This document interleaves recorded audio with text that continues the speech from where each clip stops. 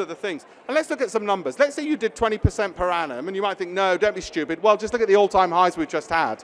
So you did 20% per annum over the long term. And by the way, that formula from Goldman Sachs, that generates 30% per annum over the long term. Some years more, some years. That's why they're rich. 30% per annum. If you want to know why the rich get rich, that's from Goldman Sachs Wealth Management. And I stole it when, being in the hedge fund industry, they send you this kind of stuff because they want you to be their client. Well, I'm not stupid. So I've saved a lot of money, and I'm sharing it with you. 30%. You knew they had a secret, didn't you? And you thought it was insider trading. Well, it is that as well. Go ahead, sue me, Goldman's. All right? It's that. It's the cash flow thing. 30% per annum. Don't take my word for it. It's their figures. And we looked at it, and we did it. And it is. And it's true. And now you don't need $50 million to be their client.